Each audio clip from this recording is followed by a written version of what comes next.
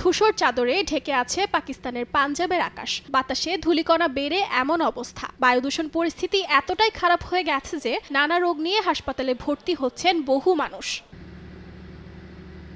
ভারত সীমান্তবর্তী পাকিস্তানের দ্বিতীয় বৃহত্তম শহর লাহোরে প্রায় 1.5 কোটি মানুষের বাস। বিভিন্ন কলকারখানা থাকায় শহরটি প্রায়ই দূষণ তালিকার শুরুর দিকে থাকে। তবে চলতি নভেম্বরে সেখানকার বায়ু দূষণ রেকর্ড মাত্রায় পৌঁছেছে। ধোঁয়াশা আমাদের জনসংখ্যাকে বিরূপভাবে প্রভাবিত করছে।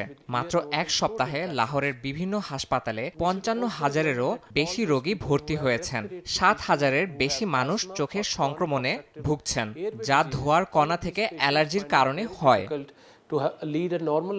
পাকিস্তানের পরিবেশ সুরক্ষা কর্তৃপক্ষ জানায়, ফয়সালাবাদ, মুলতান এবং গুজরানওয়ালা জেলায় ফুসফুস এবং শ্বাসকষ্টজনিত রোগ, অ্যালার্জি, চোখ গলার জ্বালা সহ বিভিন্ন রোগীর সংখ্যা ব্যাপক আকারে বেড়েছে। এরই মধ্যে 900-র বেশি মানুষ হাসপাতালে ভর্তি হয়েছেন। এই অবস্থায় আগামী 17 নভেম্বর পর্যন্ত স্কুল কলেজ বন্ধ রাখার নির্দেশনা দিয়েছে পাকিস্তান সরকার। স্বাস্থ্য ঝুঁকি এড়াতে বাসিন্দাদের বাড়িতে থাকতে বলা হয়েছে এবং অপ্রয়োজনীয় ভ্রমণ এড়াতে বলা হয়েছে। বিশেষ করে শিশু এবং বয়স্করা বায়ু দূষণের কারণে সবচেয়ে বেশি ঝুঁকিতে রয়েছে। দূষণের কারণে গাড়ি চালানোর সময় চোখে জ্বালা, নাক দিয়ে পানি পড়া, গলা ব্যথা, বুকে ব্যথা সহ নানা ধরনের সমস্যা হয়ে থাকে।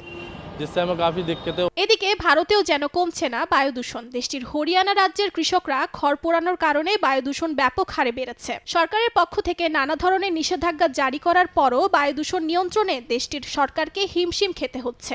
এদিকে ভারতের 2 কোটি মানুষের শহর নয়াদিল্লি বিশ্বের সবচেয়ে দূষিত রাজধানী। প্রতি বছর অক্টোবর থেকে ফসল কাটার পরে খামারের খড় পোড়ানো, গাড়ির ধোঁয়া এবং আতশবাজির ধোঁয়ার কারণে বাতাসের গুণমান খারাপ হয়ে যায়। উর্জিতা শেহজিন, সময় সংবাদ।